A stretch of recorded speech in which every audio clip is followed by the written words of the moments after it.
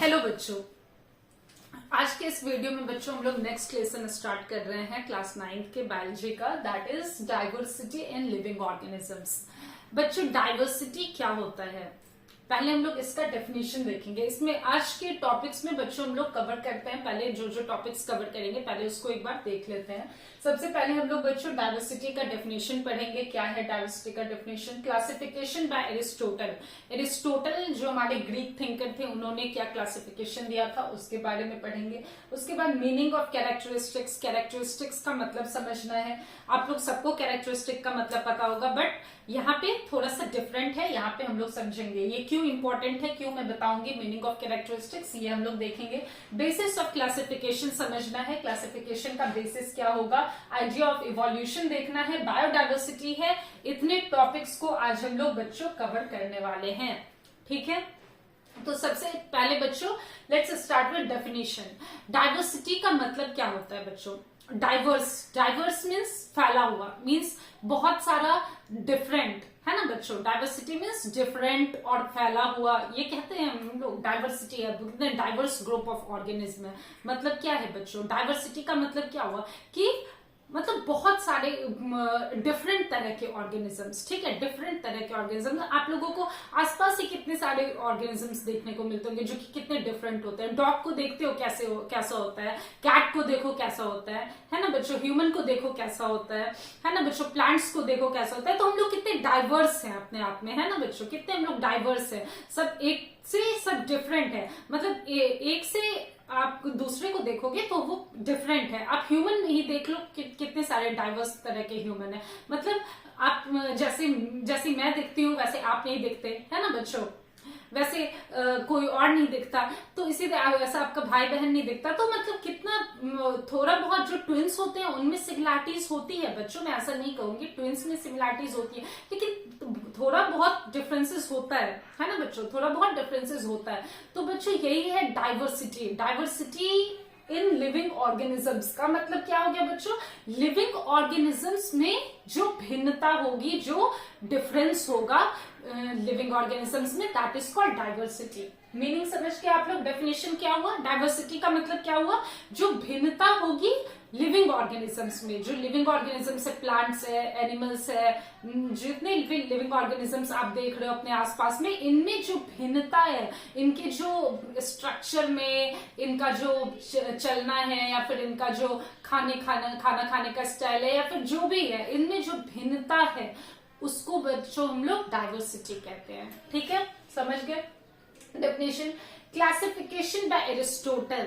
अब बच्चों क्या था कि देखो इतने ग्रुप ऑफ ऑर्गेनिजम्स हैं, देख ही रहे हो कितने सारे हैं। प्लांट्स है, कहीं पे एनिमल्स है, एनिमल्स में कितना सारा, एक छोटा छोटा इंसेक्ट देखोगे आप, इंसेक्ट है, उसके बाद इतना बड़ा ह्यूमन देख रहे हो। तो इतनी सारे बच्चों, इतने भिन्न भिन्न तरह के सांप देख रहे हो, फिर कीड़ा देख रहे हो, तो इतनी सारी ग्रुप ऑफ ऑर्गेनिज्म आप देख रहे हो, है ना बच्चों। तो अब इसमें है कि इनको हमको मतलब इनको हमको कैटेगराइज करना है, ठीक है बच्चों। इनको क्या करना है? हम लोगों को क्लासिफाई करना है बच्चों, ठीक है। मतलब कि एक ग्रुप ऐसा हो जिसमें कि सारे एनिमल्स चले आए, एक ग्रुप ऐसा हो जिसमें कि सारे आपको प्लांट्स चले आए, एक ग्रुप ऐसा हो जिसमें कि सारे बैक्टीरिया चले आए। तो बच्चों हम लोगों को इस चीज की जरूरत है। क्यों है? तभी आप उसको अच्छे से मतलब स्टडी कर पाओगे, है ना। नहीं तो सब अगर इकट्ठे ही हम लोग कर देंगे तो फिर आप स्टडी अच्छे से नहीं कर पाओगे, है ना। जैसे कि हम लोग प्लांट्स में ही एनिमल्स को भी डाल दें, सब कुछ को एक साथ मतलब कोलैबोरेट कर दें, तो आप पढ़ाई अच्छे से नहीं हो सकती है। उसको स्टडी करने के लिए क्या कि हम लोग इजी वे में स्टडी कर सके, इसके लिए बच्चों हम लोग सबको अलग अलग कैटेगरी में रखेंगे। एनिमल्स को अलग कैटेगरी में, प्लांट को अलग कैटेगरी में, बैक्टीरियाज को अलग कैटेगरी में। तो बच्चों इसलिए क्या हुआ कि जो हमारे ग्रीक थिंकर थे एरिस्टोटल, उन्होंने अपना एक अलग तरह का क्लासिफिकेशन का एक मीडियम बनाया, ठीक है। वो क्या क्लासिफाई किए हैं? On the basis of habitat, कि जो ऑर्गेनिज्म लैंड पे रहता है, जो ऑर्गेनिज्म वाटर पे रहता है, जो ऑर्गेनिज्म एयर में रहता है। मतलब लैंड में जो ऑर्गेनिज्म रहेगा उसको वो एक ग्रुप में बांट दिए, है ना। लैंड पे जैसे कि ह्यूमन रहता है, ह्यूमन हो गया, ये सारे सबको एक ग्रुप में बांट दिए। लैंड वाले ऑर्गेनिजम्स को, लैंड पे जो जो रहता है, इंसेक्ट्स रहता है लैंड पे। फिर उसके बाद बच्चों आपको एनिमल्स रहता है लैंड पे, ह्यूमन एनिमल्स रहता है, प्लांट्स रहता है। तो बच्चों ये सब जितने भी थे ये लैंड पे रहने वाले ऑर्गेनिज्म हो गए। वाटर में बच्चों ऑक्टोपस हो गया, शार्क हो गया, व्हेल हो गया, है ना बच्चों, ये सबको वो वाटर ऑर्गेनिजम्स बना दिए। उसके बाद एयर में जो जो रहता है, एयर में जो जो रहेगा, जैसे बर्ड्स हो गया, ये सब हो गया। तो एयर में बर्ड्स हो गया, फिर से और भी फ्लाइंग इंसेक्ट्स जो होते हैं छोटे छोटे, वो फ्लाई करते रहते हैं, वो सारे को उन्होंने एक ग्रुप में रख दिया, बर्ड्स वाले ग्रुप में, एयर इंसेक्ट में, या फिर एयर ऑर्गेनिजम्स में, सॉरी एयर ऑर्गेनिजम्स में रख दिया। तो बच्चों अब आप ही देखो कि एयर ऑर्गेनिजम्स में जो भी उन्होंने रखा है, जैसे वाटर ऑर्गेनिजम्स है, वाटर ऑर्गेनिजम्स में ऑक्टोपस भी है, शार्क भी है और ब्लू व्हेल भी है, ठीक है बच्चों, और ब्लू व्हेल भी है। तो बच्चों ब्लू व्हेल, शार्क और ऑक्टोपस में आप लोगों को कुछ डिफरेंसेस दिखने को मिलता है, ऑब्वियसली मिलता है ना। ब्लू व्हेल, ऑक्टोपस और शार्क एक जैसा तो बच्चों नहीं हो सकता, बस इतना हम लोगों को पता है कि ये सब वाटर में रहता है, ठीक है। लेकिन ऑक्टोपस में देखो बच्चों, 8 रहते हैं ना, ऑक्टोपस का 8 हाथ पैर होता है। तो बच्चों ऑक्टोपस में ये हो गया। क्या शार्क में रहता है 8 हाथ पैर बच्चों? शार्क में आपने देखा है? नहीं रहता है ना बच्चों। फिर बच्चों ब्लू व्हेल को देखा है आपको ऐसा कुछ? ब्लू व्हेल में भी नहीं रहता है। तो बच्चों ये सब कितने डिफरेंट है एक दूसरे से। शार्क डिफरेंट है ब्लू व्हेल से, ब्लू व्हेल डिफरेंट है ऑक्टोपस से, है ना बच्चों। शार्क ऑक्टोपस से भी डिफरेंट है। तो बच्चों ये सारे ऑर्गेनिजम्स कितने डिफरेंट है। तो क्या ये क्लासिफिकेशन हमारा सही है? मतलब इस तरीके से अगर आपको क्लासिफाई कर दिया जाए कि लैंड पे एनिमल्स भी है, प्लांट्स भी है, प्लांट्स और एनिमल्स कितना डिफरेंट है बच्चों एक दूसरे से। अगर मैंने इस सबको एक कैटेगरी में रख दिया जाए तो आप क्या पढ़ाई कर पाओगे इनके बारे में? नहीं पढ़ पाओगे इनके बारे में। आपको और सिंपलेस्ट वे चाहिए। मतलब आपको सबसे सिंपलेस्ट वे कहां से मिलेगा बच्चों? जब आप सबसे छोटे से स्टार्ट करोगे, जब आप सबसे छोटे कैरेक्टर से स्टार्ट करोगे, ठीक है बच्चों, है ना। जैसे कि मानो मीनिंग ऑफ कैरेक्टरिस्टिक्स, अब यही पे हम लोगों को समझने की जरूरत है। कैरेक्टरिस्टिक्स का मतलब क्या होता है बच्चों? कैरेक्टरिस्टिक का मतलब हो गया कि जैसे मैं चल सकती हूँ, ये मेरा कैरेक्टरिस्टिक है ना बच्चों। बनियान ट्री नहीं चल सकता, ये उसका कैरेक्टरिस्टिक है ना बच्चों। ये उसकी कैरेक्टरिस्टिक है कि बनियान ट्री नहीं चल सकता, लेकिन मैं तो चल सकती हूँ, ये मेरी कैरेक्टरिस्टिक है ना बच्चों। अब उसी तरीके से देखो ऑक्टोपस में बच्चों 8 हाथ पैर होते हैं, तो ये उसकी कैरेक्टरिस्टिक्स है, ऑक्टोपस की है। उसी तरीके से बच्चों ये ब्लू व्हेल जो है ये आपको एग नहीं देता, ब्लू व्हेल एग नहीं देता, ब्लू व्हेल से सीधे ऑर्गेनिज्म निकलता है। मतलब ब्लू व्हेल जो भी रिप्रोडक्शन करता है तो वो एग नहीं देता है बच्चों, ठीक है। वो क्या देता है? वो सीधे अपना एक एनिमल रिलीज करता है, ठीक है। ब्लू व्हेल ही रिलीज करता है, बेबी ब्लू व्हेल। तो बच्चों अगर तो ये उसकी कैरेक्टरिस्टिक है ना बच्चों। तो यहाँ पे जरूरत पड़ा बच्चों कि हम लोग कैरेक्टर्स के बेसिस पे उसकी डिवीजन करें, कैरेक्टर्स के बेसिस पे, ठीक है बच्चों। तो कैरेक्टर्स पे के बेसिस पे अगर हम डिवीजन करेंगे बच्चों, तो आपको जब सबसे सिंपलेस्ट वे से डिवीजन करना स्टार्ट करेंगे, जो कि सबसे छोटा फॉर्म ऑफ डिवीजन होगा, ठीक है बच्चों। जब सबसे छोटे फॉर्म से स्टार्ट करेंगे तो हमारा जो बड़ा ग्रुप्स है वो हमको मिलता चला जाएगा। जैसे कि मानो न्यूक्लियस से हम लोग स्टार्ट करते हैं डिवीजन करना। न्यूक्लियस से कैसे करेंगे? बैक्टीरिया है, बैक्टीरिया में क्या होता है बच्चों? न्यूक्लियस वेल फॉर्म्ड रहता है। ये मैंने आप लोगों को सेल वाले लेसन में बताया था कि बैक्टीरिया में न्यूक्लियस अच्छे से बना हुआ नहीं रहता है बच्चों, ठीक है। बैक्टीरिया में न्यूक्लियस कैसा रहता है? न्यूक्लियस रहता ही नहीं है, इनफैक्ट न्यूक्लियस नहीं रहता है, जेनेटिक मटेरियल ऐसे स्कैटर्ड रहता है सेल में, है ना बच्चों। तो ये एक हमारा क्लासिफिकेशन हो गया। बाकी और सारे ऑर्गेनिजम्स में आप देखो वहां पे न्यूक्लियस रहता है, ठीक है बच्चों। जैसे कि आप एमीबा देख लो, वहां पे न्यूक्लियस रहता है, एमीबा में रहता है ना। ये एक बेसिस ऑफ क्लासिफिकेशन हो गया सबसे छोटा, कि एक ग्रुप ऑफ ऑर्गेनिज्म है जिसमें कि न्यूक्लियस नहीं है, ठीक है बच्चों। एक ग्रुप ऑफ ऑर्गेनिज्म है जिसमें कि न्यूक्लियस है, ये हम लोग देख सकते हैं। अब थोड़ा सा इससे ऊपर चलते हैं, ठीक है, इससे थोड़ा सा ऊपर चलते हैं। एक ग्रुप ऑफ ऑर्गेनिज्म को हम लोग बांट दिए कि जिसमें न्यूक्लियस नहीं है, ठीक है। तो उधर आ गया आपको बैक्टीरिया, ठीक है बच्चों। अब एक ग्रुप ऑफ ऑर्गेनिज्म हम लोग रखते हैं जिसमें कि न्यूक्लियस है, तो इसमें आ गया आपको एमीबा आ गया, और बताओ कौन कौन आ जाएगा, प्लांट्स भी एक में आ जाएगा, ठीक है, एनिमल्स भी आ जाएगा, ठीक है बच्चों। अब नंबर ऑफ सेल, अब बच्चों हम लोग न्यूक्लियस से थोड़ा सा सेल पे चलते हैं, ठीक है। सेल पे अगर हम आते हैं तो हम लोग देखते हैं कि न्यूक्लियस सबसे छोटा यूनिट हो गया, उसके बाद सेल आता है बच्चों। सेल में हम लोग देखते हैं कि अब एक सेल किसमें है, ठीक है बच्चों, और एक से ज्यादा सेल से कौन बना हुआ है। तो एक सेल में बच्चों हम लोग देखें एक सेल से कौन बना हुआ है, एमीबा बना हुआ है। तो एमीबा को हम लोग एक जगह पे ग्रुप कर दिए कि जो एमीबा है ये आपको एक सेल से बना हुआ है। अब इसमें एक सेल में और भी देखेंगे हम लोग, पैरामीशियम है, वो भी एक सेल से बना हुआ है ना बच्चों। और इसी तरीके के बहुत सारे ऑर्गेनिजम्स है जो कि एक सेल के बने हुए हैं, इसको हम लोग एक जगह पे ग्रुप कर दिए। अब जो बहुत सारे सेल से बने हुए हैं वो कौन से हो गए बच्चों, प्लांट्स हो गए जो बहुत सारे सेल से बने हुए हैं, उसके बाद एनिमल्स हो गए जो बहुत सारे सेल्स के बने हुए हैं, है ना बच्चों, बहुत सारे सेल्स के बने। अब बच्चों हम लोग आते हैं कि प्लांट्स और एनिमल्स बहुत सारे सेल्स से बने हैं, दैट वी नो। अब देखते हैं कि फोटोसिंथेसिस इसमें से कौन सा कर सकता है, मतलब अपना खुद का खाना कौन बना सकता है, ठीक है बच्चों। तो उस बेसिस पे अब चलें तो खुद का खाना बनाने में बच्चों आ गया हमारा प्लांट्स हमारा खुद का खाना बना सकता है, ठीक है। एनिमल्स जो है वो खुद का खाना नहीं बना सकता, ठीक है बच्चों। एनिमल्स खुद का खाना नहीं बना सकता, लेकिन प्लांट्स खुद का खाना बना सकता है। उसके बाद बच्चों उसी में आप लोग देखोगे यहाँ पे भी कुछ डिविजन्स होगा फोटोसिंथेसिस में, जैसे कि आपको इसमें ज्यादातर होते हैं जो मतलब कि जब आप नंबर ऑफ सेल में देखोगे तो जो यूनिसेल्युलर होते हैं जिसमें एक सेल होगा, उसमें बहुत सारे होते हैं जो कि आपको दूसरे पे ही डिपेंडेंट रहते हैं, लेकिन कुछ कुछ होते हैं जो कि खुद का भी खाना बनाते हैं, ठीक है। कुछ कुछ होते हैं बच्चों जो खुद का खाना भी बनाते हैं, तो वो बच्चों उसको इसमें से हम लोग अलग कर लेंगे, ठीक है बच्चों। ये हम लोग बाद में स्टडी करेंगे, उसमें आप लोगों को सब पता चलेगा। तो उसको बच्चों हम लोग इन ऑर्गेनिजम्स में से मतलब एक्सक्लूड करेंगे, उसका एक अलग ग्रुप बनेगा, है ना बच्चों। उसके बाद आप देखोगे कि बैक्टीरिया में भी बहुत सारे होते हैं जो कि खुद का खाना खुद बनाते हैं, फोटोसिंथेटिक बैक्टीरिया होते हैं, ठीक है बच्चों। बहुत सारे मतलब केमिकल्स वाले बैक्टीरिया होते हैं जो कि केमिकल से खाना बनाते हैं। तो बच्चों कीमोसिंथेटिक बैक्टीरिया उसको हम लोग कहते हैं, उसको बच्चों हम लोग अलग कर देंगे, अलग ग्रुप में डाल देंगे। तो बच्चों इसी तरीके से हमारा क्लासिफिकेशन होगा। उसके बाद बच्चों लेवल ऑफ ऑर्गेनाइजेशन है।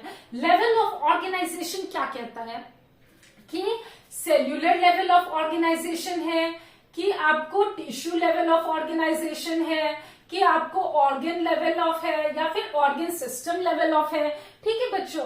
तो ये है हमारा level of organisation. Cellular level में क्या आएगा बच्चों, जो कि सिर्फ सेल से बना हुआ है। एनिमल्स में ऐसे बहुत सारे एनिमल्स के बारे में आप लोग पढ़ोगे जो कि सिर्फ सेल का बना होगा, वो टिश्यू का नहीं बना होगा, ठीक है बच्चों। बहुत सारे एनिमल्स के बारे में पढ़ोगे जो कि सिर्फ और सिर्फ सेल का बना होगा।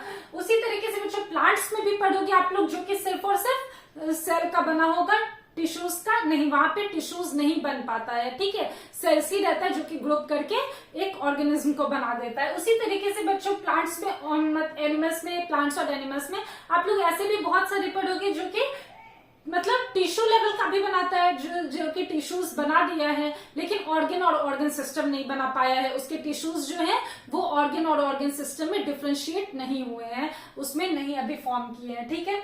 तो बच्चों इस तरीके से आप लोगों को डिवीजन करना पड़ेगा, इस तरीके से डिवीजन होगी।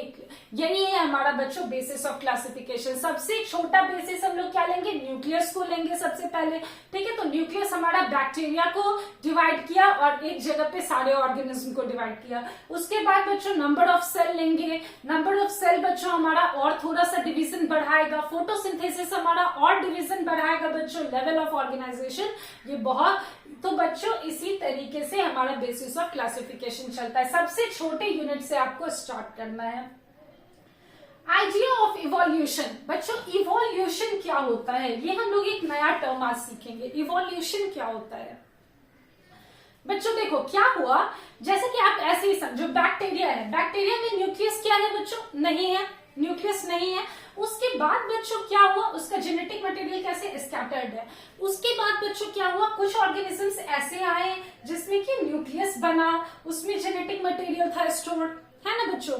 उसमें जेनेटिक मटेरियल स्टोर्ड था, उसमें एक सेल था, सेल के अंदर आपको न्यूक्लियस था और न्यूक्लियस में जेनेटिक मटेरियल स्टोर्ड था, ठीक है।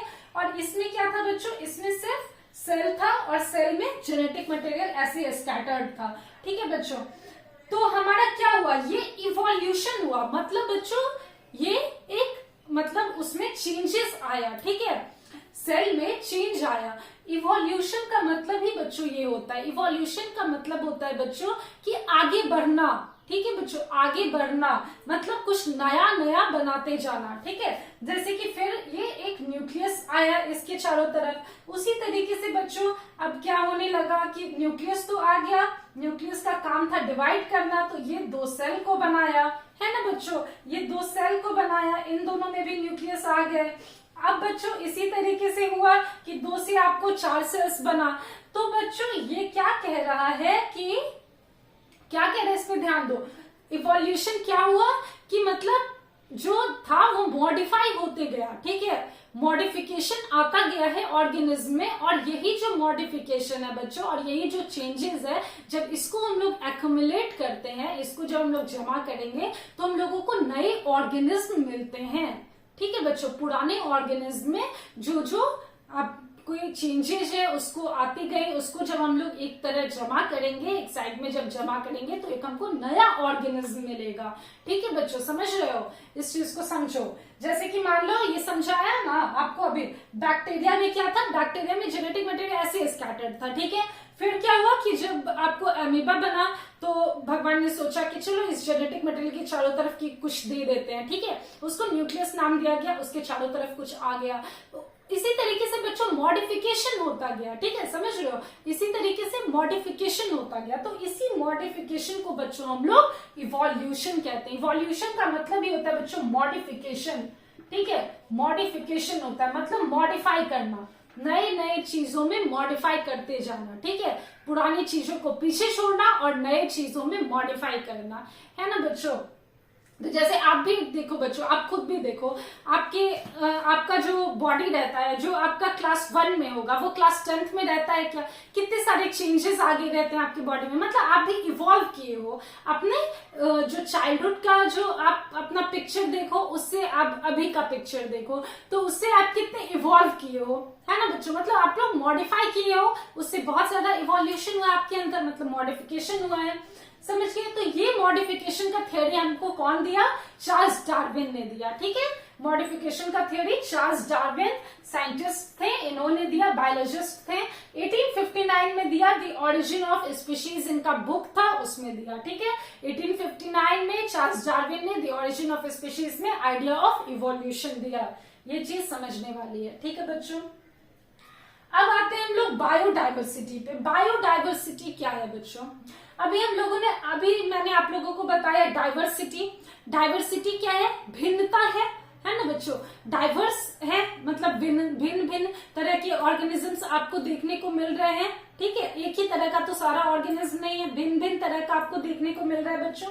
तो ये भिन्नता जो होती है आपको लाइफ फॉर्म्स की, उसको हम लोग बच्चों बायोडाइवर्सिटी कहते हैं। बायो से आ जाता है, बायो का मतलब क्या होता है बच्चों, bio means living forms, study of living forms, है ना बच्चों, स्टडी ऑफ लिविंग फॉर्म्स होता है ना बायो का मतलब लिविंग के बारे में केवल आपका स्टडी करना, दैट इज बायो। और डाइवर्सिटी मीन्स जो भिन्न भिन्न तरह के ऑर्गेनिजम्स हैं अर्थ पे, उसको हम लोग डाइवर्सिटी कहते हैं। तो बायोडाइवर्सिटी क्या हो गया बच्चों, कि भिन्न तरह के ऑर्गेनिजम्स हमारे अर्थ पे, ठीक है, मतलब diversity of life forms on अर्थ, ठीक है। अर्थ पे जो डाइवर्सिटी है, ग्रुप मतलब ऑर्गेनिजम्स है जो डाइवर्स नेचर के हैं, जो बहुत सारे अलग अलग तरह के हैं, उनके बारे में, ठीक है, ये है बायोडाइवर्सिटी। तो बच्चों बायोडाइवर्सिटी का रीजन होता है, जैसे कि जहां पे बहुत ही हॉट ह्यूमिड प्लेस रहेगा, वार्म रहेगा और ह्यूमिडिटी भी बहुत रहेगा, तो वहां पे बच्चों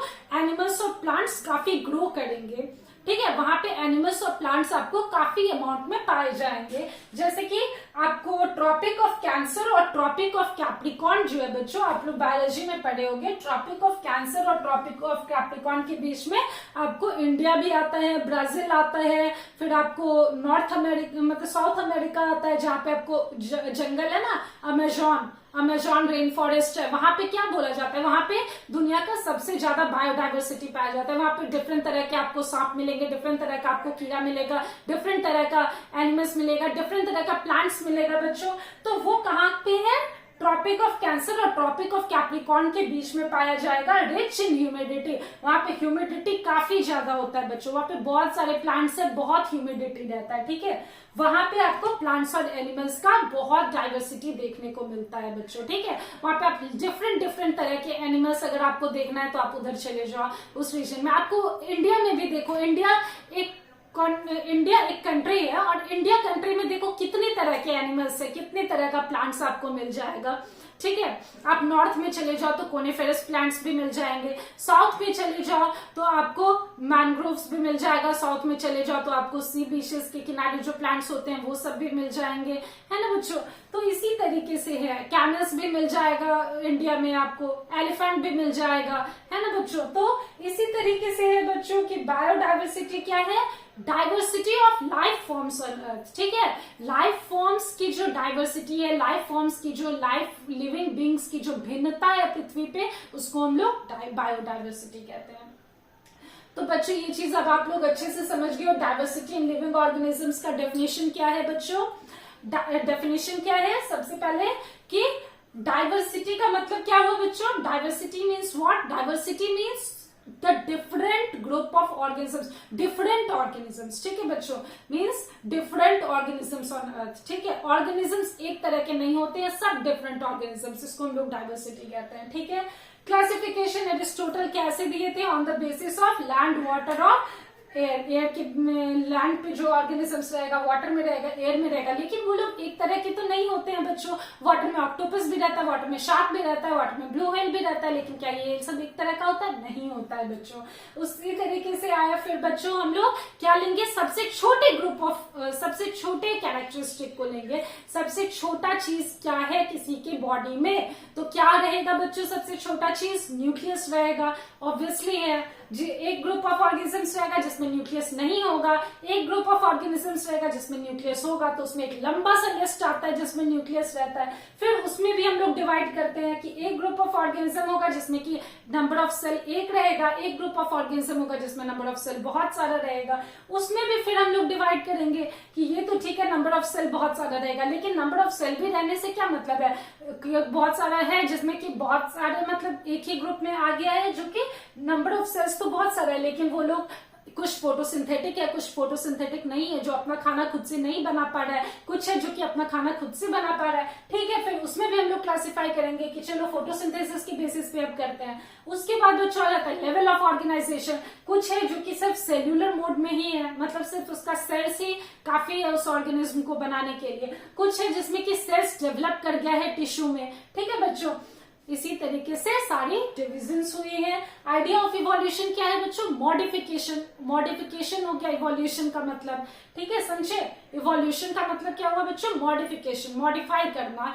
जैसे जैसे लाइफ फॉर्म्स जाएगी आगे बढ़ेगी, वैसे वैसे लाइफ फॉर्म्स इवॉल्व करेंगे, ठीक है। जो पीछे छूट गए बच्चों वो सब एंसेस्टर्स हो गया हमारे, वो सब एंशियंट ऑर्गेनिज्म में आ जाते हैं। जैसे कि बैक्टीरिया है, बैक्टीरिया में अभी तक न्यूक्लियस नहीं बना, अभी तक जेनेटिक मटेरियल उसका ऐसे ही फ्लो करता है सेल के साइटोप्लाज्म में, तो बच्चों वो क्या है, वो सिंपली प्रिमिटिव ऑर्गेनिज्म में आ जाता है ना बच्चों। वो सब प्रिमिटिव ऑर्गेनिज्म में आ गया, जिसमें नए नए चेंजेस आ गए, वो सब एडवांस्ड ऑर्गेनिज्म में आ गया। तो ये है बच्चों आइडिया ऑफ इवोल्यूशन, ठीक है। चार्ल्स डार्विन ने दिया था 1859 में, दी ऑरिजिन ऑफ स्पीशीज में। बायोडाइवर्सिटी क्या हो गया बच्चों, diversity of life forms on earth. Tropic of cancer और ट्रॉपिक ऑफ कैप्रिकॉर्न के बीच में आपको बहुत सारे बायोडाइवर्सिटी देखने को मिलेंगे। ये रिच होता है एनिमल्स, प्लांट्स, जिस तरीके के एनिमल्स आपको देखने हैं, जिस तरीके के प्लांट्स आपको यहाँ पे मिल जाएंगे। और ह्यूमिडिटी और वार्मथ वहां पे थोड़ा ज्यादा रहना चाहिए, ठीक है बच्चों। तो मिलते हैं नेक्स्ट वीडियो में। Thank you and have a nice day.